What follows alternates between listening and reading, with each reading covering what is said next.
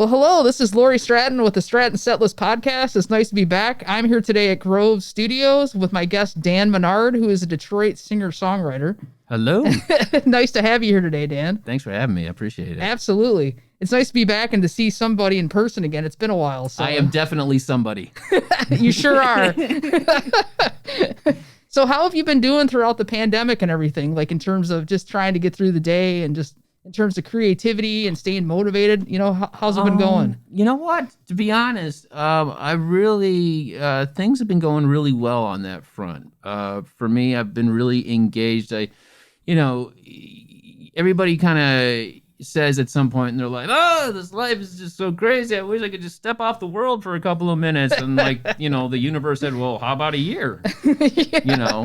So I really wanted to make sure that I showed up for the opportunity that, potentially was there. And right. That's for me to just really, make sure I'm writing a lot, make sure that I'm creating in many different ways, shapes, forms, mediums, and whatever. So in that thing, there's been a real opportunity there that I've actually really seized, and that I'm really enjoying and I'm really engaged in. I have those days sometimes. Like in the last about week and a half stretch, I've had one of the best creative runs that Nice. I just had, where I got up at 9 or 10 or something, just started jamming to some phone notes or whatever. And just doing some runs, and 5 hours later, I've got this new song that's ready to go, that's recorded, that's fully realized, and I'm just like, dude, how did that happen? But I'm just staying. The thing to me that I want to be doing is I just want to be constantly doing stuff. Like I have this phrase that I have, which is called "I'm not content unless I'm creating content." Yep. And if I can just keep doing that, then that makes me. It makes things less of a novelty when you do them. Like if you don't record for a while and you do it, you're sort of dusting off the stuff. Yes, you're like, yes. and this is, I remember, but if you're doing it all the time, Yes. then it's just routine. And then the novelty of it is just gone, and you're just in the details and you're finding out new things. Right. And that's kind of where I am in the process of doing stuff. And that being said, I was curious because you're a fellow artist as well. Like, what has your experience been with what you're doing, and what kind of stuff do you do? Yeah. I'm assuming you're a singer-songwriter like us, but I don't know. Maybe you're painting stuff, or maybe you're sculpting things. Well, I wish I was a singer-songwriter, but I'm not. I'm a big music fan and enthusiast, so I've enjoyed going to when it's not a pandemic, going to live shows and supporting all kinds of artists across lots of genres. Yeah. But my background's always been writing, so I'm a journalist by trade. Nice. Yeah. Of course, yeah. I've only read your articles. I'm saying this for the people who don't know. But writing is my creative outlet, so I understand where you're coming from, because I would have spurts during the pandemic. For a while I was not working and I had a lot of time to focus on my blog full time. I have a separate day job from what I do with this, so is it in the same sort of ballpark? I mean, so it's writing, yes. It is a writing. Yeah, but I do it for a company as opposed to a publication. So, is the set list different then from the 9 to 5-ish? Yes, sort of thing? Yes. So what I do is not music at all. I'm in an entirely different industry. Okay, gotcha. No, I've been there, done that. Oh yeah, of course. Yeah. So. But you're able to get some stuff, realized, or plow through some stuff and get more just I don't know, just more into the details of stuff. Do you ever have any sort of stuff that just happy accidents that created any other stuff that you weren't expecting? Yeah, I would almost say kind of starting the blog, kind of here with the podcast. So I wasn't sure if it was ever going to go beyond more than just a written format, but and I found that I always liked doing interviews when people would interview me or when I would interview them, in prior roles on TV and things like that. And I've always wanted to do this. So this is kind of a happy accident that I'm here. That's good. That's fantastic. It's life is the best things are the happy accidents. Yes. That's for sure. So you're fully realized then. Yeah. And because you're fully realized, then that makes me feel I'm on Charlie Rose or something. My favorite thing about Charlie Rose is he's got this great thing that he does. It makes him amazing. He just goes he just looks bored as hell. And that way, if he gets engaged, he like spruces up and like the whole room temperature changes. Like, oh my God, he raised an eyebrow. He actually responded. Yeah, right. But yeah, I understand. Like, I'll have some days that just writing pours out. Other days it takes me a little bit to get going, just because. Of course, because you're human. Yes. Yeah. And for you, like when you talked about the song that you just kicked out in like 5 hours, do they normally pour out that easily for you, or does it really just depend on the day and and kind of how you feel? It's been more of a common occurrence the more that I stay engaged with doing stuff. So like, I'll do a thing where I'll rehearse, a bunch of songs, and it's not for anything. I'm not going out anywhere, and I don't even have a live stream on most of the occasions, but I just want to keep the chops up and whatever, which, leads to, just jamming and just, just tinkling around and stuff with different things. And then when something seems interesting, I grab my phone notes, right. And I will say this, for anybody who does their phone notes, labeling is your friend. Where's the camera? What camera am I supposed to be looking into?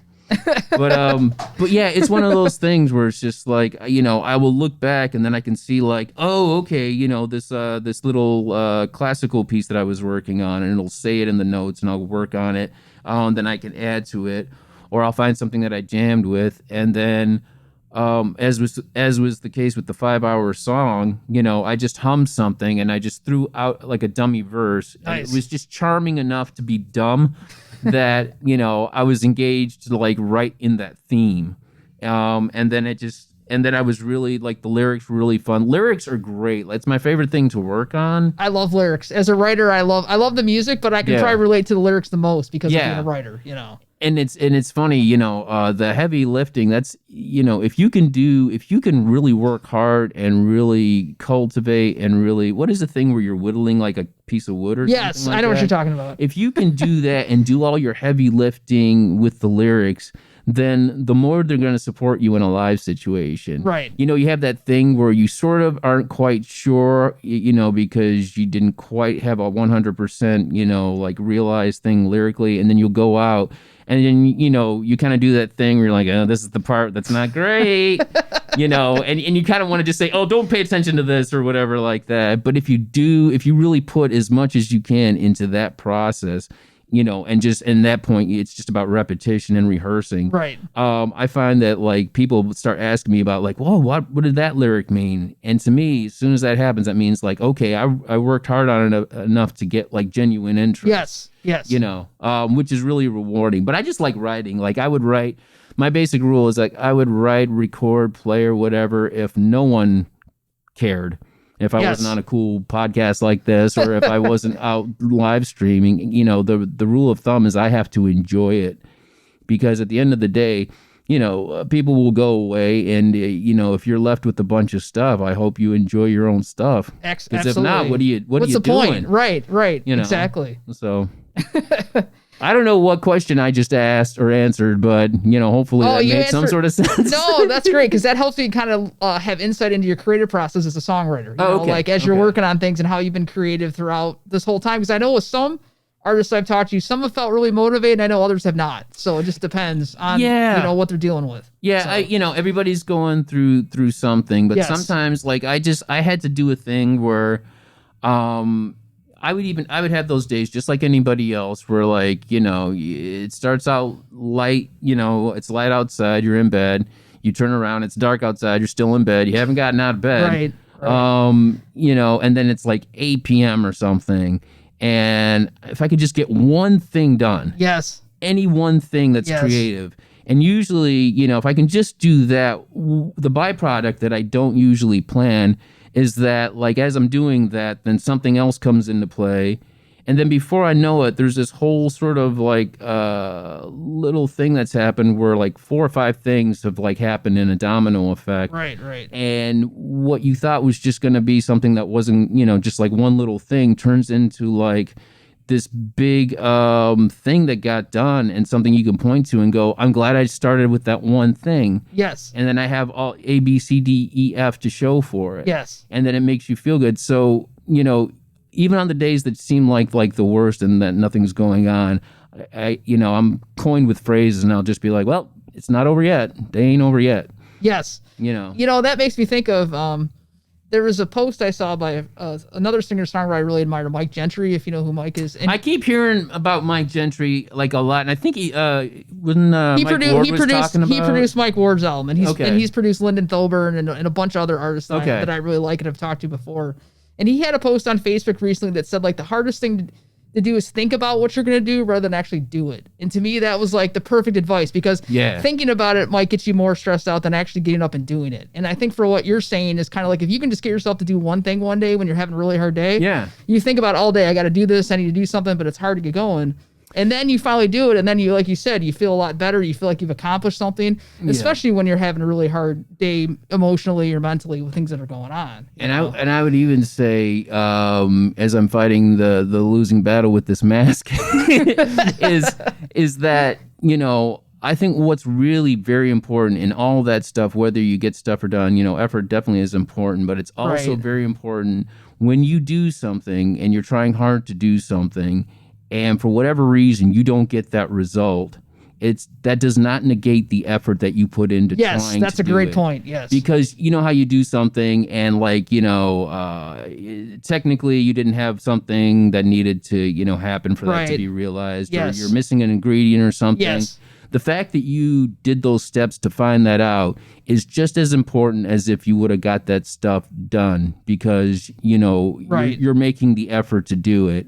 And, it's like that feeling sometimes where you're like driving on a freeway and you're going, over like a hill or something. Then you run into everything is stopped. Yes. And everything's blocked. And in your head you go, I should have known that. Right. I should have known that this unpredictable situation was just around the corner, and it just it doesn't negate you driving, Right. So any effort is good effort. Yes, I agreed. I think any creative output you can do, and whether you can get it done in 5 hours or it takes you several weeks to get one song written or whatever it might be, I think is huge, because it's not easy when you're not out there, not performing, you're not seeing people, you're not doing the normal things that get you kind of energized, as I can imagine as an artist and a singer, songwriter, musician, like we would have had a year ago around this time, But that's where I think the opportunity is. I think because you don't have A, B, and C available to you. Right. There's like D, E, F options that you can tweak and enhance. For me, it was more important when I do live stream to sort of dial up a bit my personality, a little bit of the id and a little bit of the character, so that, so that when I'm getting into like my little shenanigans or hijinks, people on the other end can just kind of go like, that guy. And as soon as they're doing that, then they're not thinking about whatever else that, that might be like a negative preoccupation with something. Right. You're just like, this dude, what is it? And that's what I want to get to is, just to dial up the entertainment portion of that more. You just want to, because I like being entertained, and, I watch a lot of comedy podcasts, and I just, I love to laugh, and I need to laugh. I can definitely picture that. There's a thing, because I have a lot of insomnia. So that being the case, at 3 a.m, upstairs on the 3rd floor in a house full of 6 roommates, you hear, and you're like, some poor person is like, yeah, he's finally lost it. No, but that's one thing I feel like I have not done enough is laugh, because it's just it's I'm always working, and then it's all, I'm not seeing people in my normal environment where I like to be given the pandemic, and it's just nice to talk with someone face to face and get a chance to laugh and do all that, and it kind of makes me think a year ago when I first saw you perform, it was at the Hamtramck Music Festival, and I certainly feel a void not being able to participate in person like I did last year for it. It was such a cool, I saw so many great artists, and I saw you at Cafe 1923 with Audrey Kubat, and I know it was Monty Pride and a bunch of really other great singer-songwriters, I'm curious as what your perspective was on that, just as a participant in the audience. I had a good time watching you. I could tell right away that I was going to enjoy your performance, because just something about your stage presence. And then you mentioned I was from the UK originally, but I lived in Nashville, and now I'm back in Detroit. And I thought, that's interesting. Right. You've lived a lot of places and obviously probably have a lot of great experiences to talk about. Yeah, some. I was born in Liverpool, England. Nice. My dad is and I'm saying this for a certain context. My dad is a white guy from England, born in Liverpool. Okay. My mom's black woman. Okay. And born in Detroit. Okay. So, I was born there and then eventually came back through a tumultuous whole custody crazy thing that turned me into the artist you see today. Yeah. But so it's kind of easy to say this, but it's kind of true. I definitely get my British invasion qualities. Sure. From that, almost inheritedly so. And then I get the, Motown sort of thing. From that, like in terms of like my influences and stuff like that, from my dad's side, my dad would like be listening to like Deep Purple and Julie London, Beatles and the Kinks, Johnny Cash. But my mom would have like her collection, it would be like Doobie Brothers, Billy Joel, Kenny G, Michael Franti. Yeah. Or not from Michael Franti. There's Michael Franti, but he's cool too, but yeah. Yeah. I meant Michael Franks. Yes. Okay. Yeah. Your secret's safe with me. And then my sister, she's like multicultural mixed like me. So she's listening to like Prince, Adam Ant, Madonna, the Police, Eurythmics. Yep. So that's sort of all that's going in. And then I'm listening to like 80s and 90s. Like I'm a Duran Duran dude. That's all the stuff I grew up with too. Yeah. So like we all kind of have come from that same sort of cloth. Right. And all the 90s stuff, all the grungy stuff. Yes, I grew up with all that too. So, that's kind of like the influences there. So, but yeah, the reason why I ask your perspective of 1923 is because it was a minor fiasco for me because I came in thinking that the sound was going to be a certain way. And when it wasn't, I had planned a set thing, with this ideal sound in mind that wasn't there. So I was scrambling to find something that would work better. And then I happened to have, I don't remember this, but I had people filming me that night. Yes, I do. I do remember that. Yes, and you had those people. Yes, I remember them. And it was so funny because, it was the whole thing was supposed to be so cool is they had this drone. They did have a drone. I remember that going up over the crowd at the time. It was flying over and I thought it was going to be the coolest idea. So they were testing it out, and the person before me, I don't know if that was Monty. It might have been Monty. I think it was Monty right before you, yes. And so, when you're at in a coffee place and you hear them grinding the beans and stuff like that. So, I thought that somebody was grinding the beans during a set, and I'm like, oh, that sucks. And then I realized nobody was over there. And I look, and the drone's flying around making all this noise, and everybody's getting really uncomfortable. I'm like, that's not good. That's probably bad. And then so the whole thing was to try and delicately, see if that was going to be okay with the general, whoever's hosting and the manager, is that going to fly with anybody? Right. If I play a quiet song, the zzz flying around is going to it's just going to take the intimacy right out of it. And so it was this whole thing. And the big concern, Audra was hosting it. Right. And there are these fans up there. Yes, I remember that. And they're going around and the drone was getting a little too close to those. So there's the potential thing where they're it could explode or something if it goes too high. And I remember we had this discussion on stage and and it was getting kind of awkward for me, and the energy was a bit weird at that point. And I said, okay, now we're going to do the drone thing. And Andrew goes, well, what about the fans? And I go, I think they'll love it. There you go. So, it was just a whole fiasco of strange proportions, and it was one of those things where it's just get on stage, play, get off, and then people would come back to me and go, yeah, it was good anyway, Dan, you're good. But the important question is, how did the footage turn out after that? It was okay. Yeah. It didn't make me look like the legend that I had planned for it to make me look like in my mind. Yeah. In my mind, it was I'm on top of this mountain and then this drone swoops I was thinking, is it making you look like a badass by having the drone go over the, over the crowd?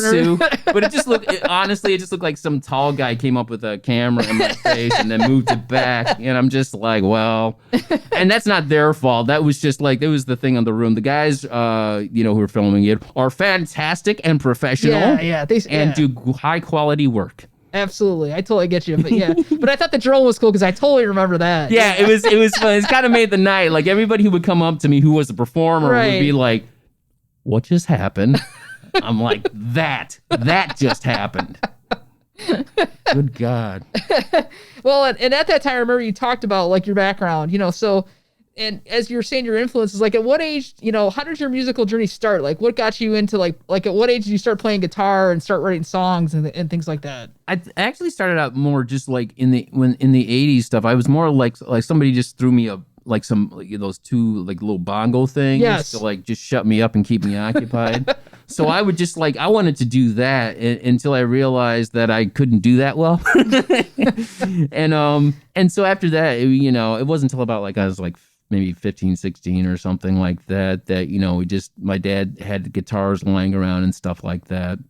And my buddy, my best friend, Randy Hall, his sister had a portable karaoke speaker unit. Nice, yeah. and the novelty, what was so cool about that is I didn't have an amp and I had a cord, but it had the same 1/4-inch jack input that you could hook into the karaoke thing. So we were just I remember we were just scratching none of us know how to do chords. Yeah. So we were just scratching the thing like cats and dogs, and having the thing. I'm like, electric sound is coming out of this box. It's amazing. And I started doing that. And actually, my thing that I always forget is my dad actually ended up getting a karaoke sort of unit just from an estate sale or something. Okay, yeah. But it came with dual cassette tapes. I've seen so those. So you can record, yourself doing the karaoke. Nice. So I would sit upstairs and I would put on Metallica. And then I would have a blank, BASF tape. Yes, I had and those. Then record myself singing along to it, and it would sound good. And I'm like, that sounds almost like the thing that I'm hearing. And I was just like, is that good? Or is just I had no one to bounce it off of. Is that good? So I just kept doing it until I was I'm sure this is good, and then, so just best imitations. And then finally I got a couple of guitar lessons, and then I just sort of, the momentum from there just sort of took place. Now, did you start on have you always mainly focus on acoustic, or did you ever start it on electric, or what was kind of your first guitar? My first guitar, I think, was a Yamaha acoustic with really, really bad action on it. It's the harder you could slice your finger off trying to do it. And it was terrible if you're trying to learn bar chords, but it developed strength and all that. Yeah. But I was mostly electric guitar player guy. Okay. So I wanted to be Slash or Kirk Hammett, or somebody like that. Or Pete Townsend more than anybody else. So it was mainly electric guitar, and then the Who sort of ushered me in. Yeah. And from there, I just, everything in between, there was, old school country like Willie Nelson, and Waylon Jennings, and then, but hip hop, I'm a huge hip hop person. That's cool. and I've had a little hip hop renaissance. Very cool. By the time this thing gets on, our interview gets on, there should be a hip hop track, of me, doing a song called I Don't Do Negative. Nice. So it'll be up there. It should be up there right now. So, but yeah, so just all that kind of stuff. And then one of the things I remember listening to was, I remember going to, I think it was a library in Redford somewhere, and they had CDs to rent, and I didn't know who this person was, but I got Gillian Welch. Oh, yeah. Okay, yeah. Very cool. And it was, I can't remember the name of the album. It's so good. Whatever it is, it was so great. And I just remember loving that. And so the funny part is all the stuff that I learned about country music, I learned in Detroit. When I got to Nashville and lived there for years, all I learned about was the entertainment business part of it. Yes, I can imagine Nashville, just because of the way from what I know, people who moved down there and tried to work down there, as performers and songwriters and things like that. Yeah, yes. It's definitely an industry thing. An awareness kind of sets into your bones a little bit, sort of whether you want it or not. Right. A little less so if you're not a performer, obviously. Yes. But you're plied with examples all over the place of people who are succeeding, and then invariably you meet someone who does something, who gets to that next tier, and then you're the degrees of separation. You're oh, that could be me, and that awareness kind of sets in to you and stuff like that. Well, how long? So as you mentioned, kind of growing up in Detroit. So when did you get to Nashville then? How long ago did you move there? I actually moved there in like 2006. Okay, so I lived there for like I think just about almost 14 years. A long time. Okay, it's a long time. Yeah. And it's it felt in reality probably felt like about 6 years. That's how it felt. But I just basically went there.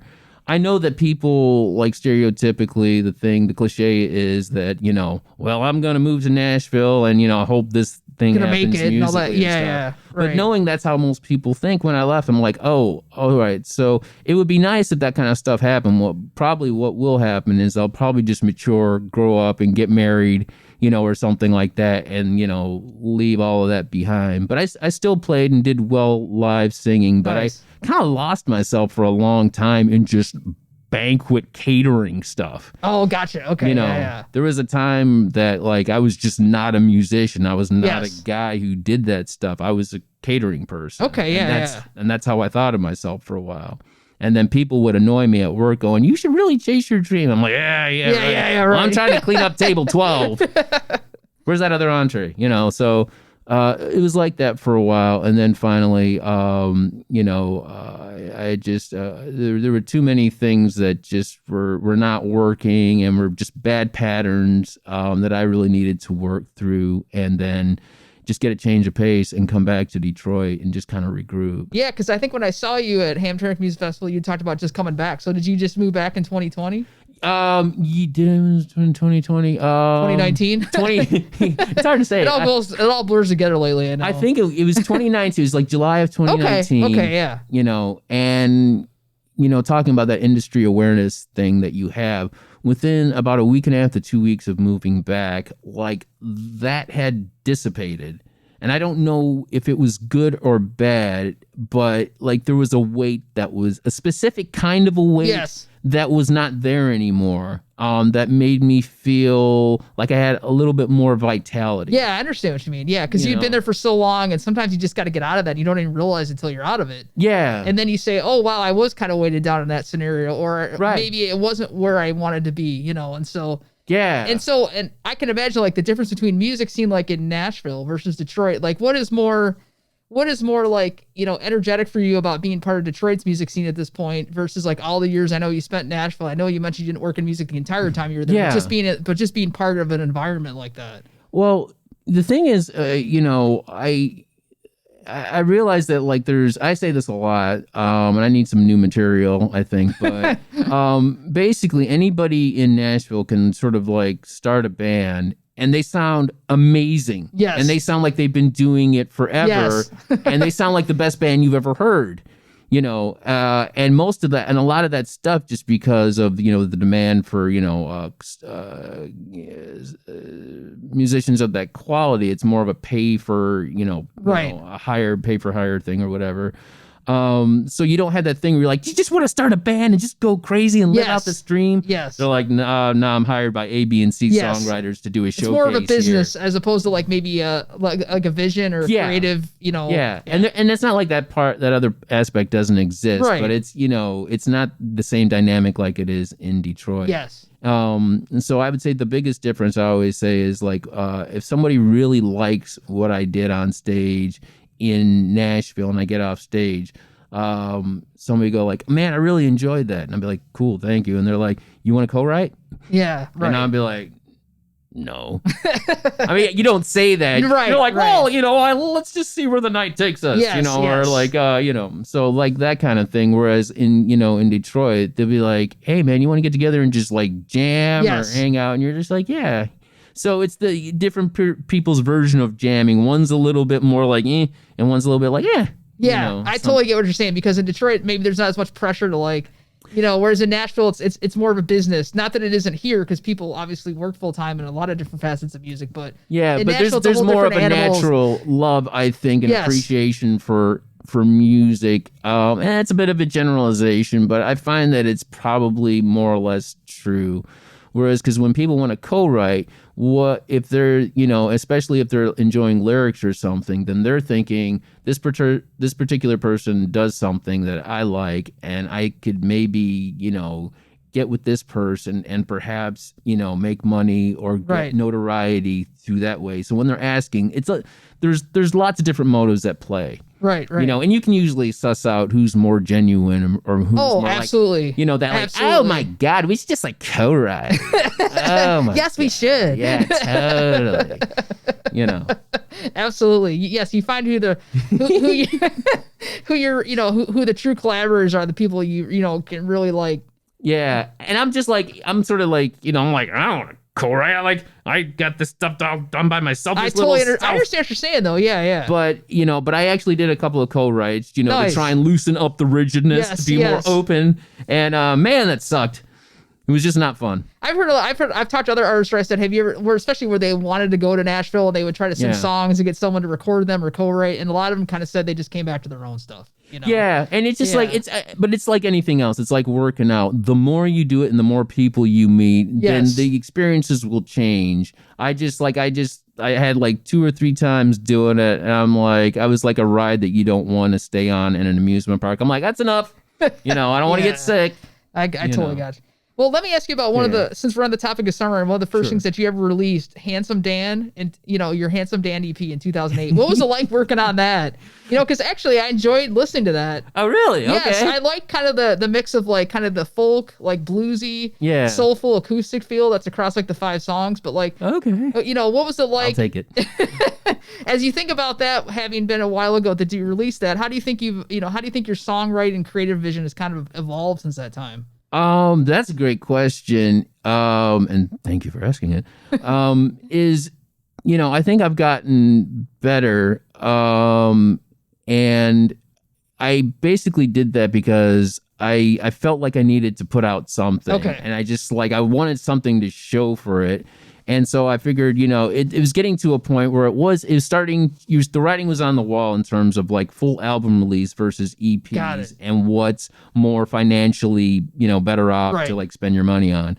So I just made a quick recording with a guy named Kevin, who was really, really great at doing that. And we just did it in my living room in my apartment. And, it went well, it was more or less the single takes. For like those, was it 4 or 5 tracks or something like that? Yes. And got it out and, got it done. But when you ask me about like if I, felt like I've improved or like, the thing, this is where it's almost a comment on the way the music industry was sort of, changing, and everybody was just like, none of the major labels that was sort of like left in the dust, so to speak. And everybody was, it was just like free range to like, for the independent artists to go out and sort of, create their own niche fan base, go do the work themselves and to cut out the middleman. Right. So what I'm trying to say in a roundabout way is what that did is that there's sort of been this sort of template of the, like 16 to 27-year-old viability of the artist. Yes. And anything after that is either maintaining or, a really polite sort of decline through the years. Yes. And so I was trying to be very self-aware. I'm like, okay, I'm at a certain age or whatever like that. I need to know if I'm that guy who, still like, thinks like, well, still living the dream. Like I'll go up to a bunch of like kids, like, like 20 years younger. I'm like, hey guys, what's going on? Like that thing. And I wanted to know if I was that guy. So I felt like I kept improving. But I was I was really fairly trying to, be aware of that template of a 16 to 28 to 30-year-old or something. So I would get confused because I'm like, if I'm supposed to be giving this up, I'm confused because I feel like I'm getting better at what I do. Yes, which is the irony of the whole thing. Right. Yes. And what I would do is I would talk to friends, and everybody sort of in on that sort of way that they see the template of music, through like the youth market versus, older, middle-aged, dying. I don't know. And I remember, I would like go to places and I would have really great experiences and, live, but my friends wouldn't be there. And I would tell them like, man, it was amazing. And yeah, damn, I'm sure it was amazing in your head, and I'm like, no, it really it was cool. I'm sure. Yeah, absolutely. And you're my friend and I want to support you, but maybe. So there was that, but I was just I do it because I love it in the first place, and I was getting better. So I was just getting confused, and that's one of the reasons why one of the many reasons I came back here. I wanted to see if I had anything to offer, and if it was just time to, do something else. Sure. Yeah. And I found that I've had the more work that I've done and treated it more like a job and an opportunity and something I'm really grateful to do. The harder I work, the more stuff like comes, and the better the writing gets, the better the recordings get, the more inventive things. So I feel like, you know what, I'm just gonna, what is it? Just you do you. Yeah. So I'm gonna do me. Absolutely. And and that's what I admire about so many independent artists I've talked to, is that their authenticity, and they just keep moving forward with what they love and the type of music they write and record. And I just admire that. And to me, it just shows at any age who cares if like the peak age is I understand the industry, there's a peak age probably for all that stuff, but like exactly. I've been inspired by so many people that like worked a day job for years and wanted to do music but couldn't fit it in all the time. Right. And then they started after they retired, Right. And they created these kick-ass albums that I've, heard about and written and seen them perform. And to me, that's just, they might be like in their 55, 60, whatever on up, 70, and they inspire me like hell. Well, I would have like two little examples in my head, to kind of help me like with with my sense of denial. And one would be like who's Leadbelly. Yeah. I'm like, I think that guy was in his 50s, when he kind of started. Right. And then who's the oh my God, she's here. She's from here, and I can't believe her name is escaping me. And it's like she because the night belongs. Oh, Patti Smith. Patti Smith was kind of like, I believe she's in like her 40s or something like that. Right. So I'm like, Patti Smith was in her 40s? Exactly. I'm clinging to any example that's going to help me. And so after a while, when I came back here, the difference is, I just wrote down tons of goals. Like just nothing but goals. Nice. And just checked them off and timelined it and said, if let's see how I am in 6 months, if I've gotten any further, if there's been progressive. And I was just like achieving goals left and right. And the more I did, the less hard everything was. Yes. Everything like materialized when I needed, especially in a financial sense. Great. Yeah. And I could tell because look at that like spiral notebook you have. It's just full of stuff. Emphasis on spiraling, yo. Because I love spiral notebooks, but just all the like handwritten like lyrics and other things that you must have written in there. I just think that's so cool. Oh yeah, man, it's fun. Like I just like one of my big goals is to get like some really good like therapy, some counseling and stuff like that, because I think that's really important, especially with isolation. Yes, I'm a recovery person, so one of the things about any addiction, no matter what it is, it's based around isolation. Right. And you've had like a big, huge surge even before the pandemic of the opioid thing. Definitely. And so with people being left to their own devices and being forced to be isolated, is like a lot of deaths have happened like because of that. Yes. And I think if I read a lot of headlines lately where kids have taken their lives because of the mental health that they're facing, that breaks my heart. I hear about that. Yeah, I think there was just some thing yesterday or the day before, some 18-year-old person, like an influencer or something like that. Yeah. She just did the suicide thing. And you remember those ages, those are hard, emotional. Yes. And there's so much to grow from that, and it's heartbreaking that somebody felt that somebody was in that situation. That just makes. I mean, yeah. So. Yeah, man.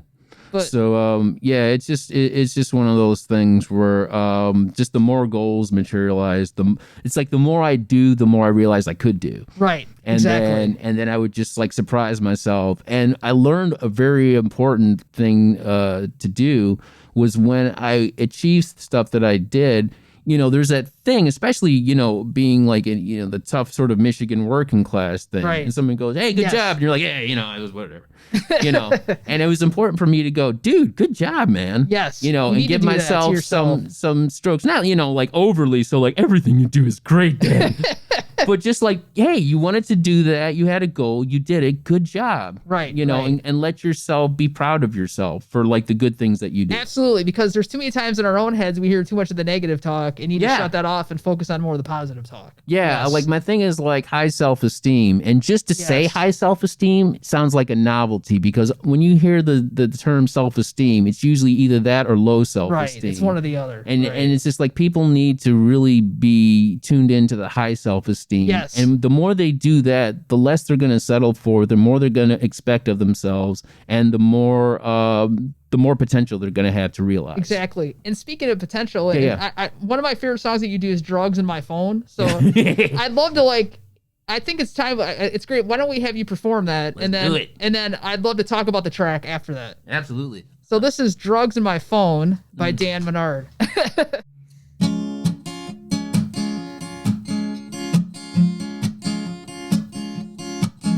Sometimes you can find me in the city.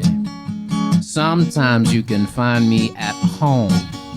But most of the time you will be able to catch me as I'm reaching for the drugs in my phone.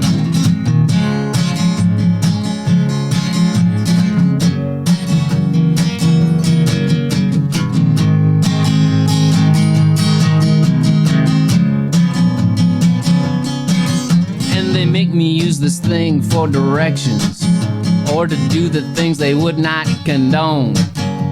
A marriage of convenience, or maybe it's obedience. I'm reaching for the drugs in my phone. I have to touch it every 20 seconds because I'm lonely and I'm out on my own. No, I'm not addicted, but yeah, I might go crazy if I couldn't reach the drugs in my phone. I'm having problems getting the signal. I'm distracted when I'm driving alone. Hell, even Oprah said that I might get a ticket if I'm reaching for the drugs in my phone.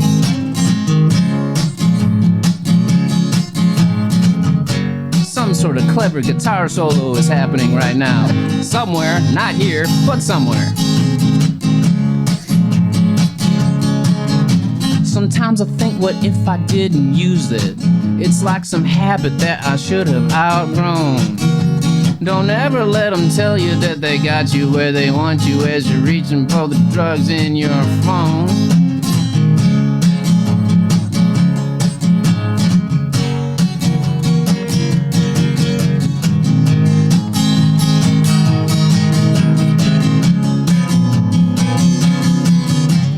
Reaching for the drugs in my phone. Reaching for the drugs in my phone.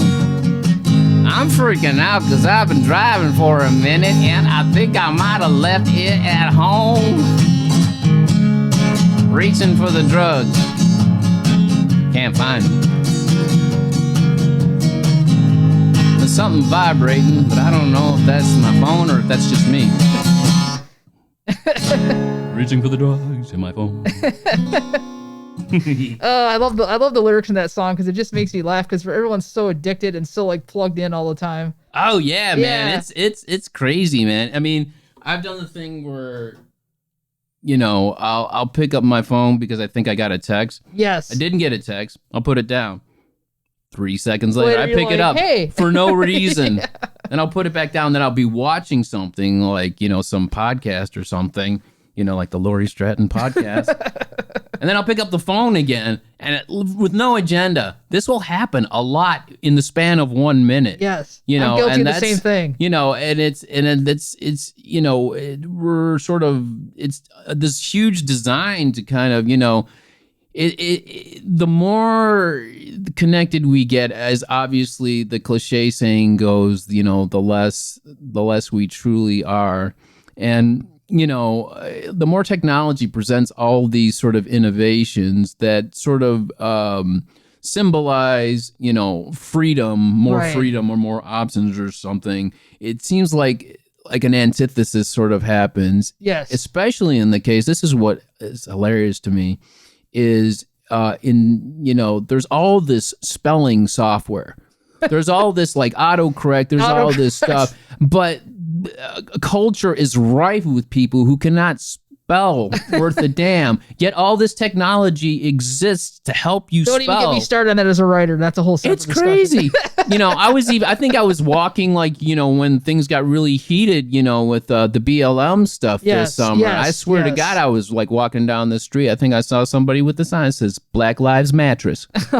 Okay, yeah. I was just like, good God, man. But yeah, it's the irony of the technology and everything is just the more that it offers, the less of it that you can actually receive to a degree. Yes. But it ultimately, sure, it does depend on the individual. But I think a lot of that stuff tends to prey on dumbing down a lot of things, making things so easier that you're losing a vital sense of abstraction. Yeah, critical thinking. Yes, and yes, exactly. And then it also takes away from, I know right now face to face isn't as doable because of the pandemic, but it's like I said, I'm on screens all the time, whether it's like on a phone talking to someone on Zoom, on my laptop talking to people at my day job all day. Yeah, absolutely.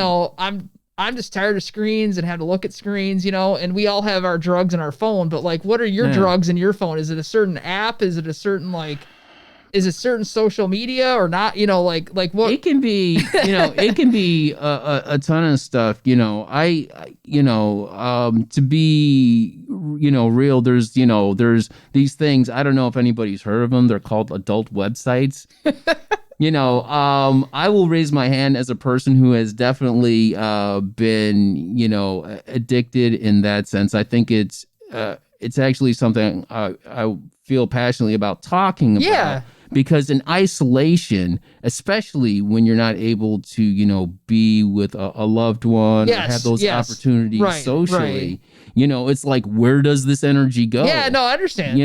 And there's so much, there's so many people on, like adult websites and stuff like that there must be some sort of like, it must be fulfilling some sort of huge, gigantic needs, especially when you look at like the statistics and the data of the people, how many people who will visit an adult website per day. Right. It's like a cajillion. Oh, it's more than, it's more than, it's shocking. Yes, I can, yes. And so there's this whole thing, there's this whole disconnect in culture of like, everybody does this thing and everybody has sexuality and no sensuality. One talks about it. No one wants to talk about it. Yes, especially in our country. Yes. And people, a lot of people are trying to figure out how to navigate that. There's the sense of growing up with a certain, traditional sense of shame that's associated with that, and to be quite truthful, I'm a very sexual person, but to express that in a way in any sense, shape, or form is still, even right now, there's a tabooness to it. Yes. That is so incorrect and so such a disservice to people who need that. Like straight up, sometimes I get horny like when I'm creating stuff. I don't know if this ever happens to anybody else, but sometimes I'm sure it does. Like, I'm just doing something and you feel that thing is like, oh my gosh.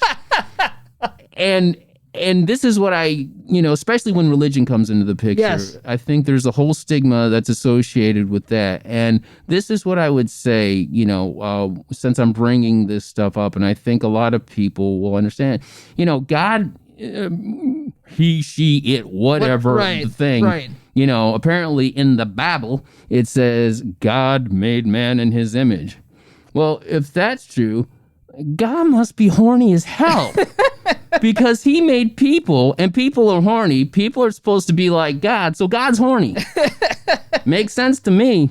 I mean, there's a reason why people have kids, and seriously, come on, they've been married together for a long time. I mean, there's a reason why. Yeah, this is true. So, but it also, as like I have little side things that go into creating. I think I was put here to do like audio, sing, and perform. Yes. And stuff like that. So, I have like really bad insomnia, which is like, it's just like I'm beating a dead horse with the subject matter there.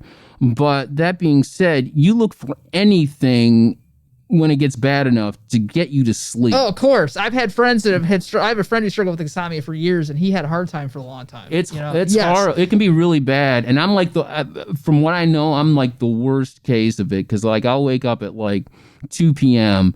and then I'm up till like, 6 a.m. Yeah. And all points in between. And when you get like, there's, you get to a point where it's almost like, how they, in different countries or something, if you find a spy or something and you catch them, you do like all this, what is the term for it when you're like trying to break a spy or an operative or something? It's a very general term. But whatever the thing is, is like, what am I trying to say? I'll do anything to sleep. So it ends up, like if you go to an adult website, you can get relief. Yes, you can, and that might help you sleep to better. help you go to sleep. No, there's or something like that. But also, I'll listen to headphones and I'll listen to ASMR kind of stuff. Yes. And ASMR is like a deep rabbit hole dive into Alice in Wonderland, strangeness. And I'll wake up and hear like other like ASMR stuff where it's like I'm in some weird anime fantasy thing, and this person's whispering in your ear like, I'm going to kill you. Is that okay? And you're like, I don't think that's good. But like some stuff, like I've listened to like some erotica stuff, and like there's some good stuff in the erotica thing out there. So I'm actually making some of my own erotica myself. And it's just something like, that I enjoy and that I might, do something. And for anybody who knows me, they're like, Dan, I can't believe you're saying this stuff on this thing. But it's part of, it's part of the package. And, we're all sexual beings, and feel free to like pick another different topic from which to rescue all of us right now. No, you're all good, something man. else. But you know what I mean? Yes, it's I just do. Like, we're all people. We all want a little song. Well, and I appreciate your being candid, and I appreciate your authenticity to talk about that kind of stuff, because I think, I like when people want to get real and talk about what they're really going through or what they're dealing with or how. Yeah, well, I just think if someone else was saying it and I was going through it, I'd be like, F yeah, thank you. Yes, because you don't know who else might be going through something like that. And we're all just going through stuff. No one wants to talk about this stuff. Like, I definitely want to have like the cool filter that makes me look like 10 years younger I hear you there. than I am, and be in the best light and stuff like that. And we all are trying to like live our best lives visually, but it's what's going on in the inside that's really going to count. And if we can all just kind of sit at the same table and go like, hey, are you doing this? Because I'm doing that. Like, yeah, I'm kind of doing that too, man. So there you go. No, and that's what I like about that. I think that song drugs in my phone is like it resonates with a lot of people, because we're all addicted to something, whether it's a phone or something in the phone or something that it's kind of like a gateway to something else we use, It really is. And I think people especially who don't have those issues, like, like it could be porn, gambling, drinking, overworking, whatever the thing is, if you don't have those issues, just you having that phone can give you some insight into what that little tick is like for someone else who can't help that. Yeah, exactly. And are trying to go through and need help. And, and that's when the isolation can really be lethal. Yes, absolutely. in some cases. Well, let me talk about one of your other songs that I really like too. So Flurry in the Streets, which I think is a great track as well. And I think that really resonates with a lot of the political environment we've been through this past summer, and everything that's happened with, the protests you were talking about earlier that you were part of, with racial injustice and a lot of the police reform and things that have gone on. Let's talk a little bit about like what inspired that track and how did that come about? Well, it was what's interesting about it is as more as the 2020 sort of like marched on and kept going, the more that I would find like just stuff just seemed literal in the song. Like I was very fortunate to get the PUA gig assistance. Yes. Okay. And that great. that saved a brother's ass. Heck yeah. Right there. And I've got one line that says, something about, you want to know how I survived, just write me out a check. Right. I'm like, it's coming true.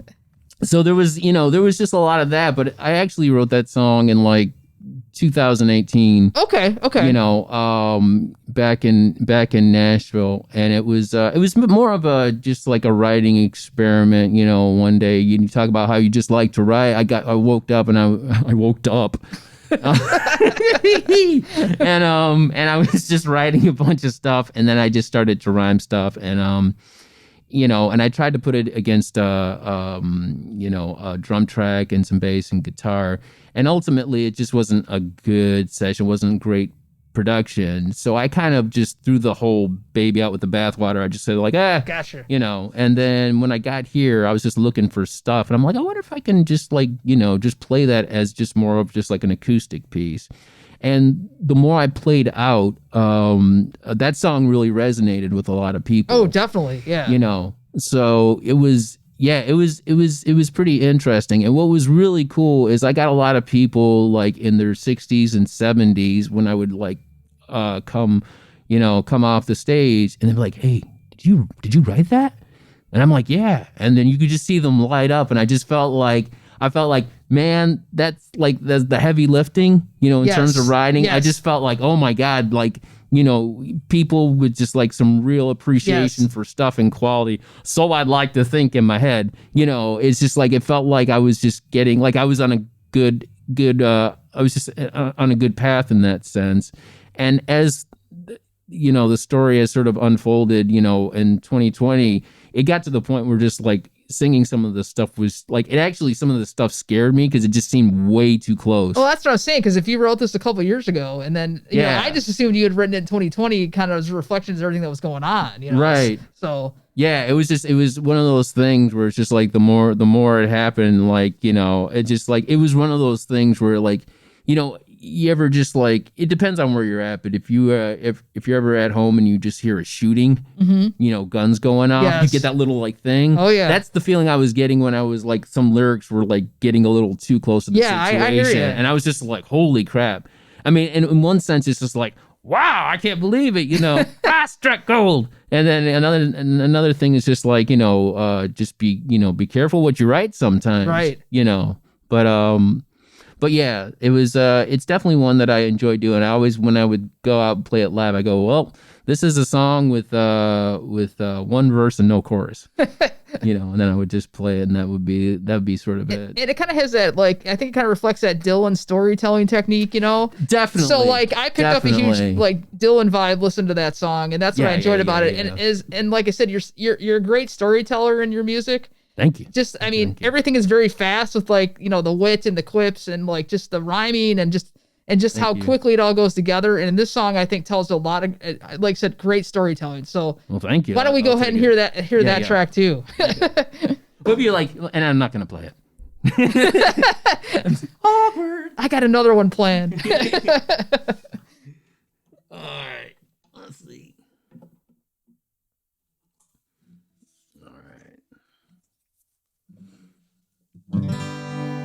Max, how are we doing? Good? All right. Oh, I can take the thing off. Yes, you can. I can remove the mask. All right, anyway. Flurry in the streets, panic on the rise. Another way to get you when they catch you by surprise. Barrels and the shotgun as they're getting out the lead. They'll hang you without evidence for anything you said. With bloody hands of sympathy, you can wipe it on your blouse.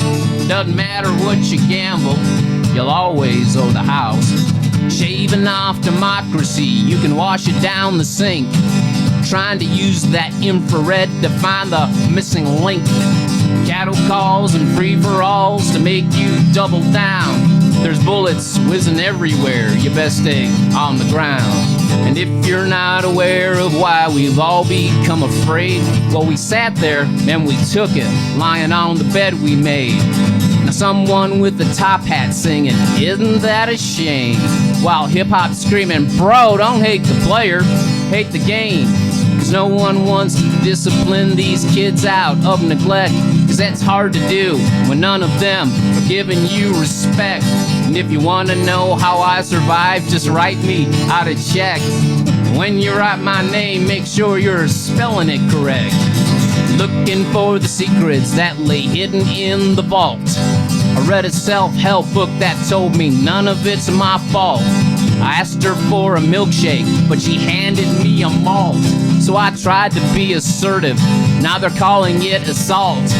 If you don't like the things I say, then you can hit eject.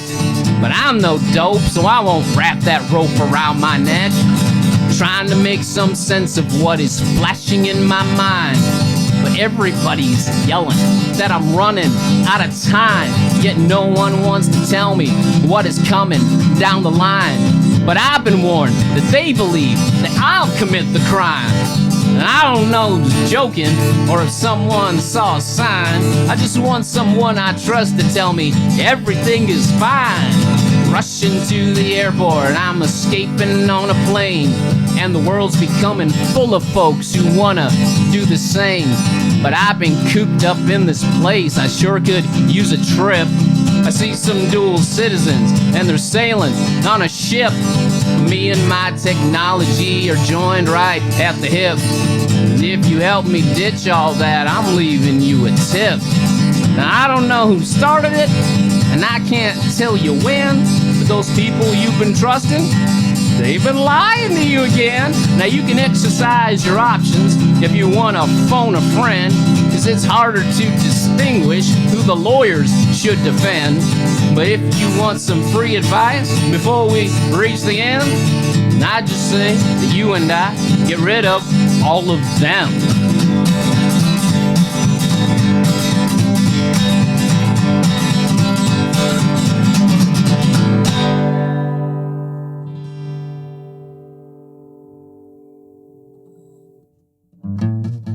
Nice.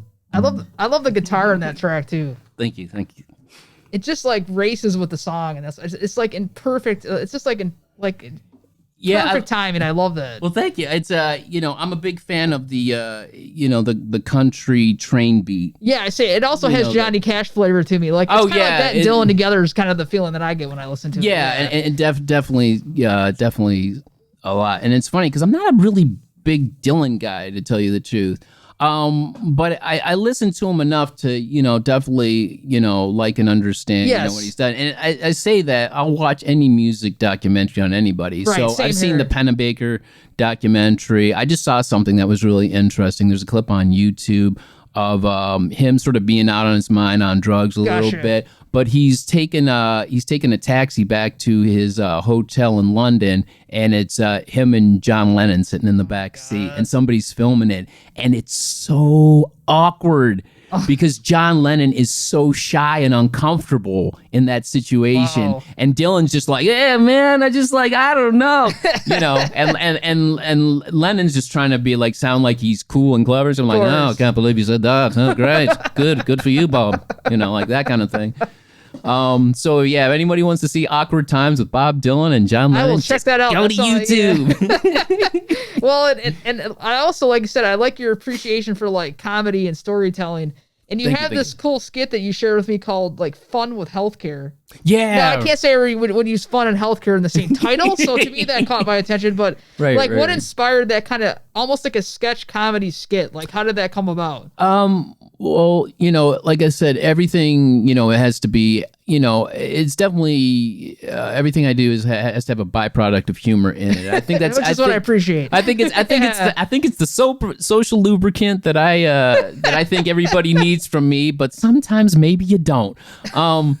But it's a thing where I like to come up with skits, and and I just like to record stuff, and to be quite honest, it's actually coming from a really poignant thing. Yes. Is, when I moved from Nashville to Detroit, I had Obamacare. Yes. Right. And then I found out that I wasn't eligible, when I got here to Detroit, after, providing a more permanent residence here. Yeah. So what I, did when it's time to renew before December at the end of each year, I renew, and then dutifully, the Obama and the marketplace tell me, okay, you're not eligible. Great. Wait for the state, and get the Medicaid thing.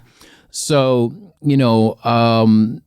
so I finally got a letter from them, and they basically just said, like, I'm your rep or whatever. Here's your case number. Call this number, and then we'll hash it out, and we'll see if you're eligible, and we'll see what the finances that you made and whatever, and if you qualify. Thing is, though, no one calls you back. Right. And and it took me about 3 calls, and then someone did call me back. Unfortunately, I was on another call and didn't know that was the thing until I got the message later. So of course I called back. I'm like, oh, sorry, I missed the call, but here's my case number. My name's Dan.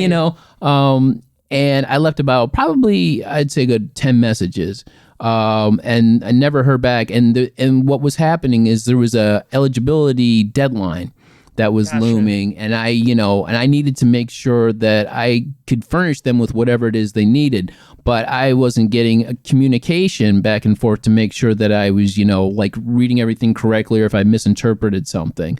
And so I just figured this would resolve itself with a phone call. After a while, I realized I was down to the week of in terms of the due date. Wow. So I just went over to, I think it's the Department of Health and Human Services or something in Hamtramck. And, nobody's there because of the pandemic, so they can't do that. But what they did have is in the lobby, the building was locked, but in the lobby, there's a big old trash can thing with the slot for all the letters from people returning those correspondences of eligibility and stuff. So I put it in there. Didn't hear anything from a week or two, and just kind of, at this point, you're just so over the situation. Right. And, it's not fair, but, also because of the unique circumstances we're in, that a lot of people who work in those things are overwhelmed by, people with their needs. Yes. So it's nobody's fault, and yet it's everybody's fault, yet who knows? So finally, after about 2 weeks, I'm like, screw it. I'll just call. Same message, same voicemail, and I just said, just checking to see how things worked out. And then within like about 4 days, I got a thing said, you're not eligible. After all that. And then it just says, so you can, you can challenge it, I think is, or whatever the term is that you can do. And then, so I'm in the process of doing that. Good. But like I was telling you earlier, one of my big goals is to get counseling and therapy. Yes. Because, obviously I think there's probably a really good psychological component to the insomnia that I've been having. Right.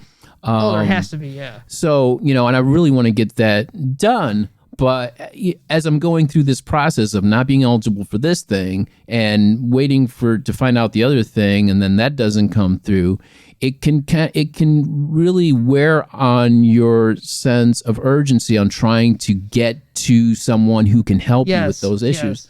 So I just went back on my Cigna website just to kind of see what was going on, and they had these new ID cards that says, for 2021. That says I'm still in the, that I'm still on this Obama thing. I'm like, I can't be. So I called my Walgreens thing where I get my prescription for depression and anxiety and stuff, which I have. And, they says, well, it says you're still in the system. So there's a point where you're like, I've done everything and more that I'm supposed to do. So screw it. I'm just going to do what I have to do. Exactly.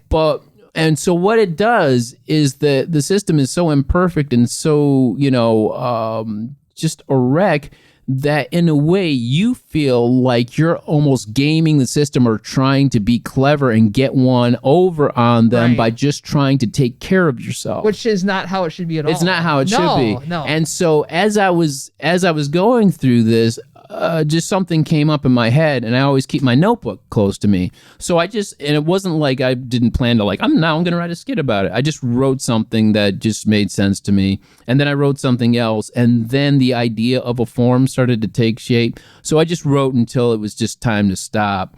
And then by the time it was done, I had basically the whole thing outlined. And then the sense of humor takes over.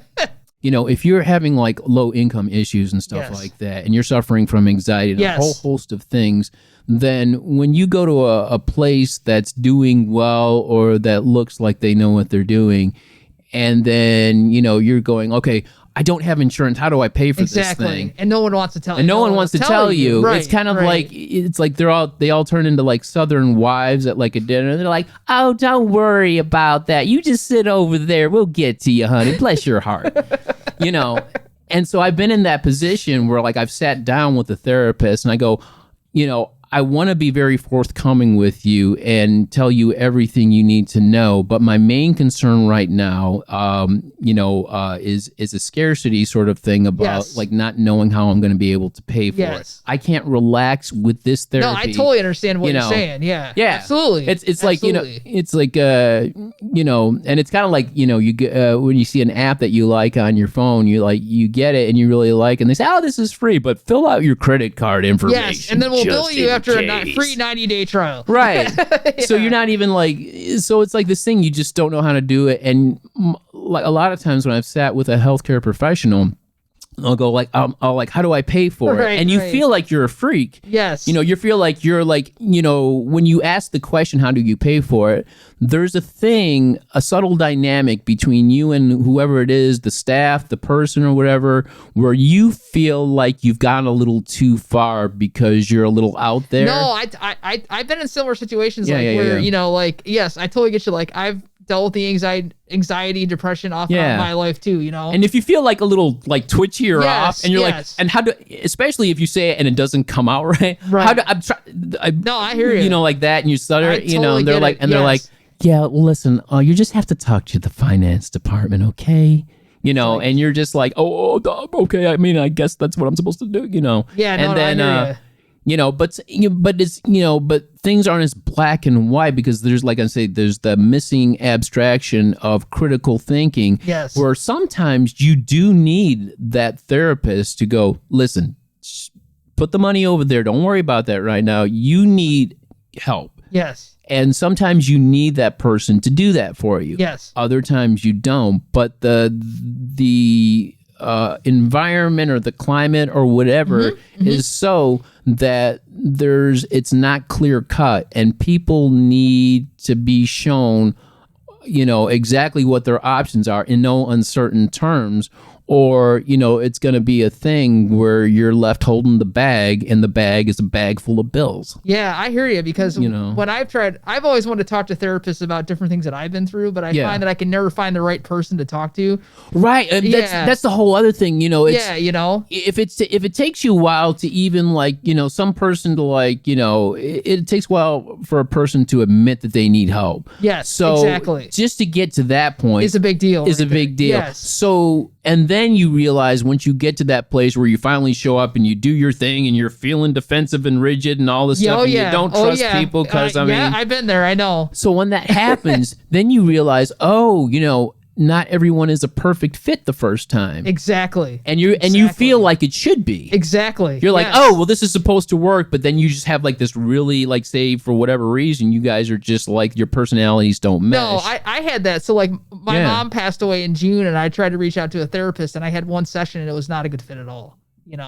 I was, it was based, it felt like the way I was grieving or not grieving was not correct. That's the feeling I got during the call. This last June. Yeah. So I had this, right after my mom died, I tried to seek out therapy because she had Alzheimer's and had died. And it was just, it was just. And did you have to be sort of witness the decline in that sense? Oh yeah. That's too much. Yeah, that's too much on a good day when the world's working right. Especially, yes, exactly. And to go through that this year, and then trying to talk to a therapist, and it just felt like I wasn't grieving correctly, or I was holding back too much. And I'm like, my mom only, she had just died a week before, and so I was trying to reach out, and you're courageous enough to understand that you're there's a million different routes you could have gone. Right. And there's a lot of medication. And you know what? Even if there was medication, it would be justified. Exactly. And the best therapy I found is I listen to people's music.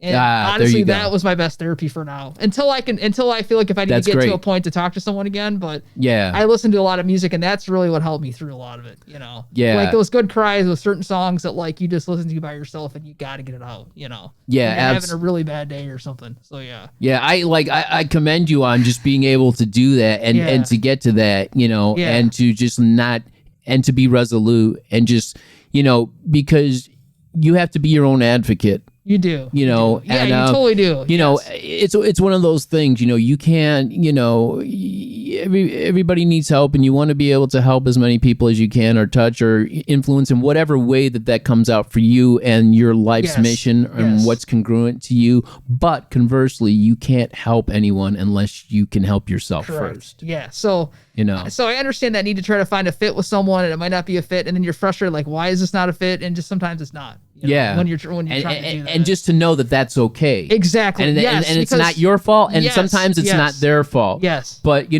lot of times I remember I was steered that way, when I was, more in my teens, and I would show up and I'm like, oh, this guy's a dick. And it's not even me being obstinate teenager, like I remember this guy, I knew what he was doing. I understood what he was doing, but he was doing it in such a way that it wasn't helping his case. Like he did like the bad cop thing. Yes. Where I showed up, he's like, listen, we're not going to mess around. We're not going to F around. You think you're this? You're not. Right. You want to do this? You won't. Blah, blah, blah. And I'm like, I go, well, for me being a new client, sir, this is a terrible way for you to represent your clientele in your practice. Yes. So I'm going to have to go ahead and just give you a firm handshake and, see ya. Hope things work out for you.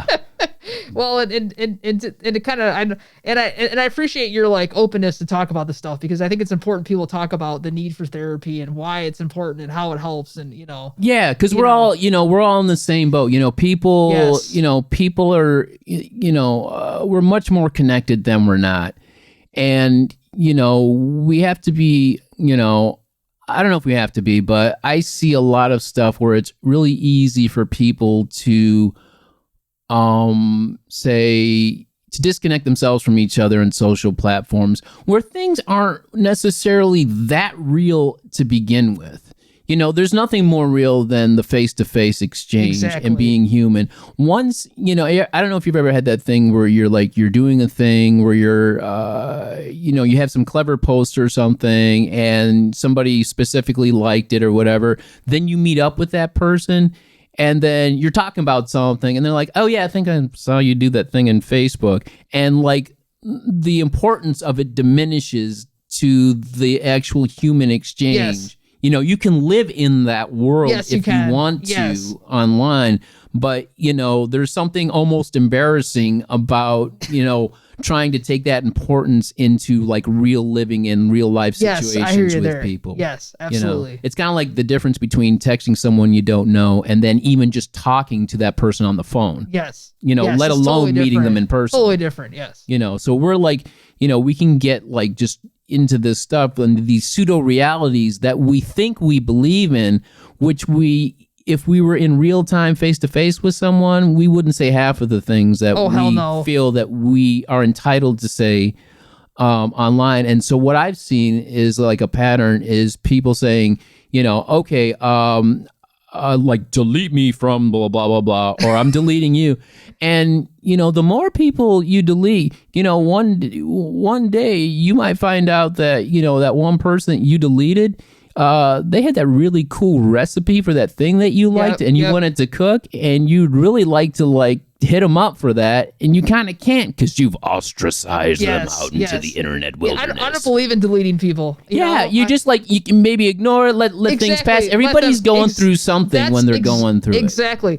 I think it's like bad karma to delete people. I don't like doing that. Yeah, I mean, I've had to do like the only time I've done it. Extreme cases.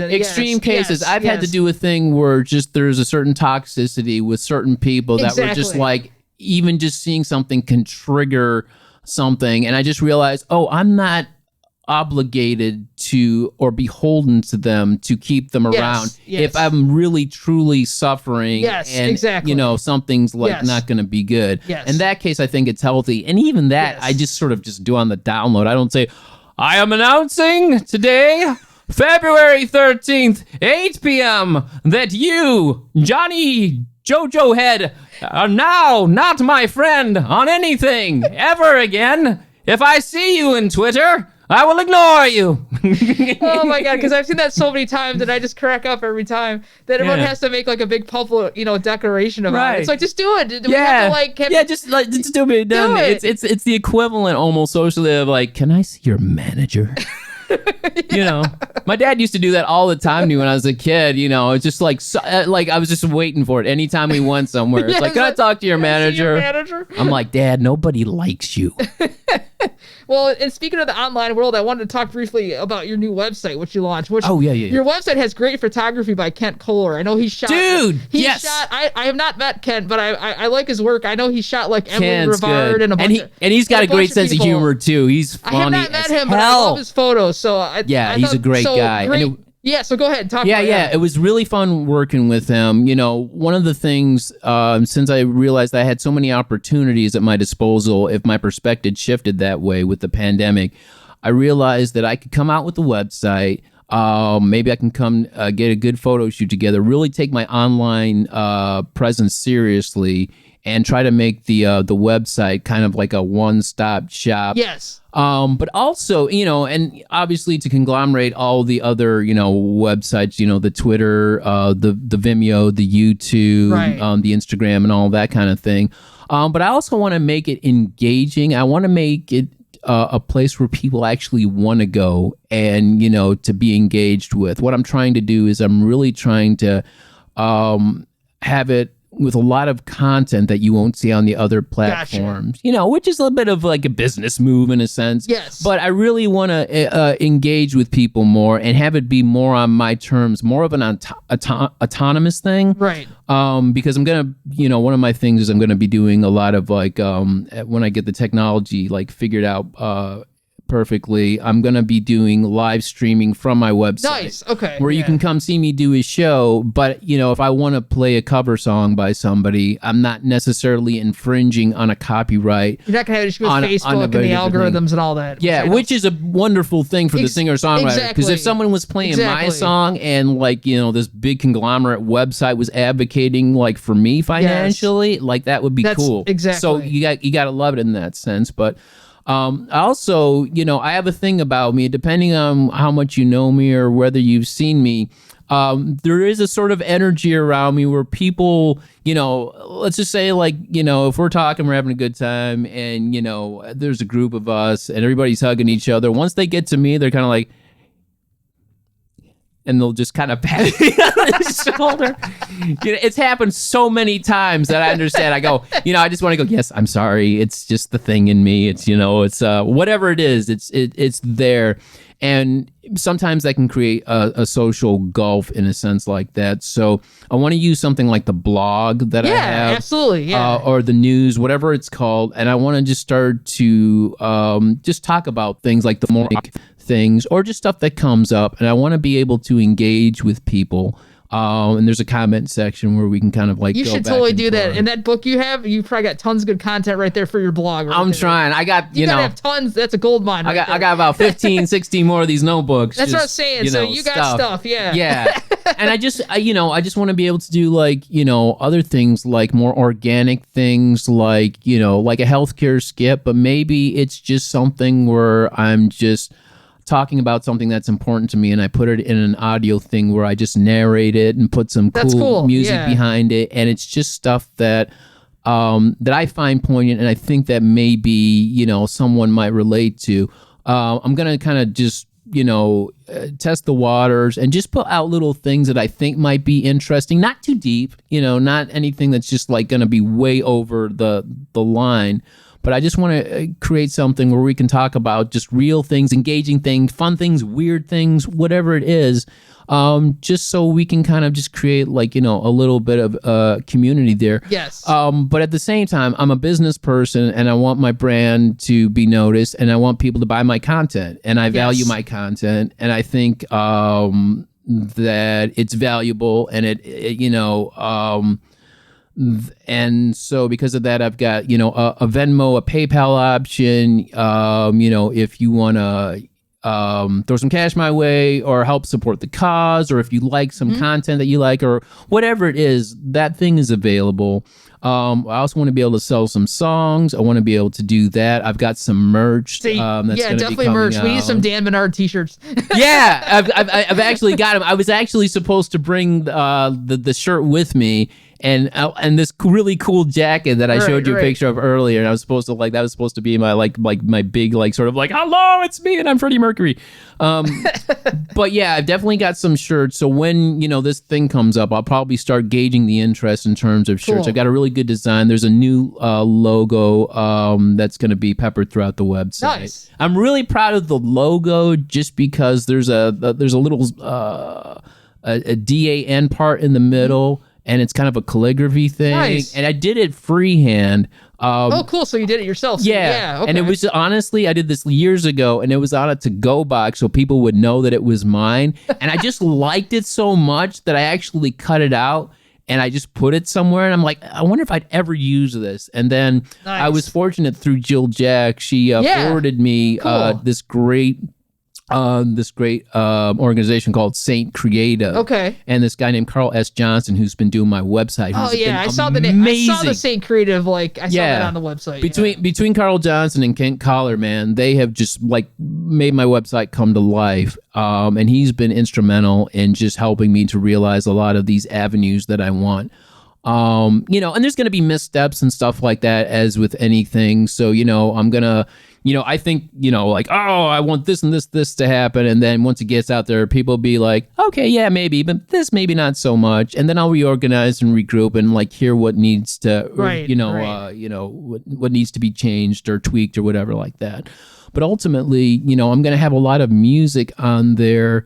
And I have a little player right now, which has got at least 3 songs that no one has heard before. And I'm going to be able to have content that'll just be one track will be able to just be a streaming, only. One will be something where you can buy something for your own price, kind of like they do at Bandcamp or whatever, or the Radiohead sort of template that they did back with that. Another one will just take you to Spotify. Another one will take you to SoundCloud. And just have a whole bunch of stuff. So it kind of, you get a good overview of different things. And hopefully, more unique things will, come out. I'm going to, concentrate on doing more bundle type things where maybe, I'll send you, the EP, and then I'll send you a shirt. Right. And then I'll send you a cool booklet that I made. And then, and something that you just can't get anywhere else, and just, handwritten stuff. So there's definitely that. And I also just want to be able to do work for hires, where if you want me to create a story starring you, and, have something that's 5 minutes long, and I sing a song about it or whatever. I just want to be able to make all this sort of stuff because it's in my skill set of stuff that I love to do. Absolutely. So if I can create that sort of world for myself in this website, where people can come to and then be engaged with, the content and the pics and what they're listening to and what they're seeing in the blog and all the other sub-sites, then I think that I have a good chance of creating a real good living for myself potentially, but taking myself seriously. And, technology at the end of the day does amazing things, but the one thing that never changes is the hustle in needing to promote. Exactly. And I think you need to showcase your skill sets as a storyteller, performer, not just music wise, because you do a great job of that, but just comedy and all that. So I think and the thing is, I want to make community based because people are much I have my ideas, but some there's going to be somebody out there who's going to be like, hey, you probably need to do this. Have you thought about trying that? Right. And I need to be able to hear that and to be able to take that in and go, yeah. So with that, I'm trying to get 1,000 subscribers for my YouTube, obviously to do the monetizing thing. Yes. But that being said, it also just creates the more people, the more fun. Exactly. The more engagement there is, the more you can, the more options there are. And so I just want to create a place where people can just kind of, enjoy themselves and just say dude, did you see this thing that, Dan did? You got to check it out or whatever. Yes. So you're hoping to create word of mouth. You can, best laid plans, sometimes, what's the quote? Man plans his ways, but God directs his steps. So, it's kind of like that in a degree. Sometimes what I'm hoping will be this thing might not be the thing that materializes the way I want it to, but maybe it leads to the thing that I need to learn to get me to the next thing. Yes. And so it's therealdanmenard.com. Therealdanmenard.com, but I've got, I bought 2 domains, so if you just want to go to danmenard.com, you can do that too. Okay, sometimes shorter is easier for some people, but I'm technically branding myself as The Real Dan Menard. Yes. And the reason why is one day I went to, get some sort of, social platform, and I just put Dan Menard and it says, Dan Menard was taken. Right. And I go, but I'm the real Dan Menard. How many other Dan Menards are there? There's a few. Actually, Dan Menard hit me up on LinkedIn. And I was just like, he's the only one I can talk to about mispronunciation of our last name. I'm like, you ever get the thing where he's like, Bernard? And I'm like, yeah, Bernard. My name is called Bernard. It was weird. It's like having a talk with like my alternate bizarro universe It's funny self. you say that because my maiden name is Barnard and I got called Lori Bernard my whole life. Oh, you know what it's like? Absolutely. In that regard, yes. It's Barnyard without the Y, but it was always Bernard. So Bernard. I was Lori Bernard my whole life. So yeah. See, we're like long lost soulmates here. Well, and so now that we're into 2021 and hopefully, you know, at some point we can get back to in-person live music. I'm hoping at some point this year. I'm being optimistic because it's hard to tell where all this is going to go. What do you have?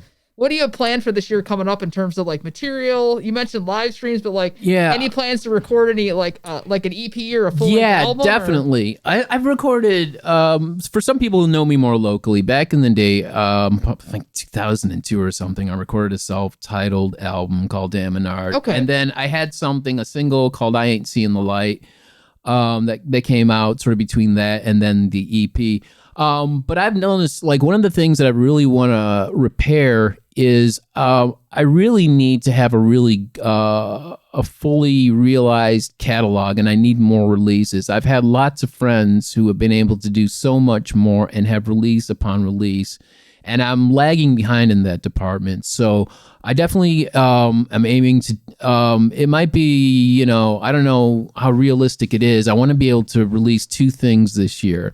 One is going to be more of a retrospective of the stuff that I've done since I've started. Nice. So people who know me from back in the day, you know, will be like, oh my God, I remember this song, you know, right up to the present, to the present of what I'm doing right now, and just kind of, you know, have a sort of greatest unhits, you know, kind of a thing.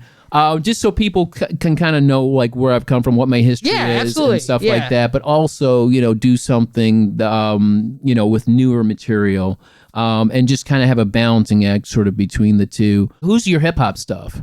Let's see. So Tupac, actually from the 90s, is one of my favorites. Kendrick Lamar. Memories. Yep. Kendrick Lamar, I really enjoy. Okay. It's, you know, and honestly, locally, there's a lot of, I'm a big fan, if you know Rod Wallace. I don't. He's affiliated with Grove locally and does a lot of great hip hop projects. Okay. Yeah. So there used to be this girl named Invincible back in the day who used to do some hip hop around here and stuff. But yeah, man, you'll have to send me stuff. That'd be great. Like briefly, you know, I sent you this thing about Courtney Tidwell. Yes, and I know that you kind of like shoegaze a bit. Yes, it's a reference to Slow Dive, and that's why I sent it to you just because I just thought you'd enjoy. No, that's a great song. The track. Yes, I do that. Eyes are at the billions. I thought of that as a shoegazy guitar. I loved it. Oh my God, I just love it to death. It fills me with so much emotion. I just want to be able to get to where I'm making something that is as emotional to someone else as that song is to me. Yeah, yes, and I totally see the emotion that song. I could feel it right when I heard it. Oh my God. Yeah. and Slow Dive, like a friend took me to see Slow Dive on their first tour. Oh, so you got the credit because you went to the original one. See, I went when they came in 2017. Oh, dude. Yeah. No, this is funny. What's funny is like they were at Industry, I believe. Okay, in Pontiac. yeah. I didn't know anything about shoegaze. I just knew like, holy crap, this is amazing.